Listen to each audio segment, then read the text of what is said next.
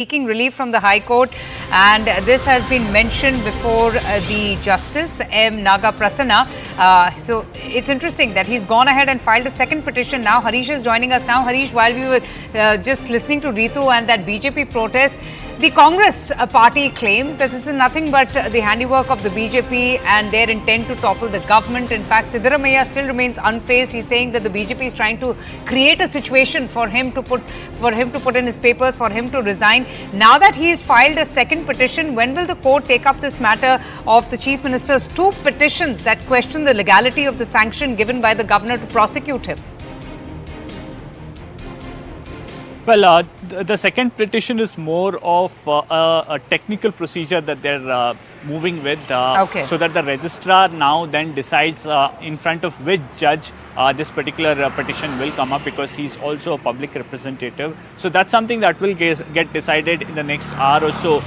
Possibly in the post-lunch session, you will see this hearing, this petition being taken up for hearing. The judge will be notified. But the point here is there's already a caveat that Advocate Pradeep has managed to get on Saturday, which means that the court will have to hear him as well. He's one of the petitioners here. He was one of the earlier petitioners to Raj Bhavan, and he's got that prosecution sanction, so they will have to hear him. Unlikely that there will be any immediate relief for Siddaramaiah, but Siddaramaiah's legal team maintaining that every rule in the book has been violated while giving this prosecution sanction. One, they are saying that there was no preliminary inquiry. Second, they are saying directive of Union government itself in 2021 makes it very clear that only a police officer can seek a prosecution sanction after a preliminary inquiry. In this particular case, the prosecution sanction by Raj Bhavan has been given merely based on a complaint filed by a private individual, RTI activist. So on what basis did the Raj Bhavan decide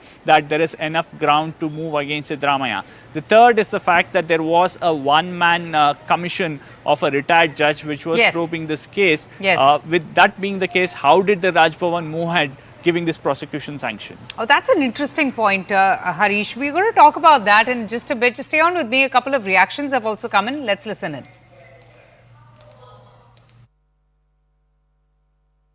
ಎಲ್ಲ ಜಿಲ್ಲಾ ಕೇಂದ್ರಗಳಲ್ಲೂ ಕೂಡ ಕಾಂಗ್ರೆಸ್ ಪಕ್ಷದ ಕಾರ್ಯಕರ್ತರು ಮುಖಂಡರುಗಳು ರಾಷ್ಟ್ರಪತಿಗಳಿಗೆ ಅವರು representation ಕಳಿಸ್ಕೊಡ್ತಾ ಇದ್ದಾರೆ. ಏಕೆಂದರೆ ಇವತ್ತು ಪ್ರಜಾಪ್ರಭುತ್ವದ ಒಂದು ಕಗ್ಗೊಲೆ, ಒಂದು ದೊಡ್ಡ ಸರ್ಕಾರದ ಇಶ್ಯೂ ಇಲ್ಲದೆ ಹೋದನ್ನ ಇಶ್ಯೂ ಮಾಡೋಕ್ಕೆ ಇವತ್ತು ಹೊರಟಿದ್ದಾರೆ.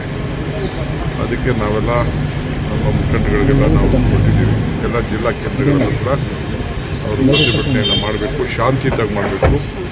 ಕೆಲವು ಕಿಡಿಗೇಡಿಗಳು ಕೆಲವರು ಬಂದು ಮಿಕ್ಸ್ ಮಾಡಿಕೊಂಡು ಕರಗಿ ನೋಡಿಯೋದು, ಲಾಂಡ್ ಆರ್ಡರ್ ಪ್ರೊಟೆಕ್ಟ್ ಮಾಡೋದು ಎಲ್ಲ ಮಾಡ್ತಾರೆ. ಅದಕ್ಕೆಲ್ಲ ಭಾಳ ಎಚ್ಚರಿಕೆಯಿಂದ ಇರಬೇಕು ಅಂತ ಹೇಳಿದ್ದೀವಿ.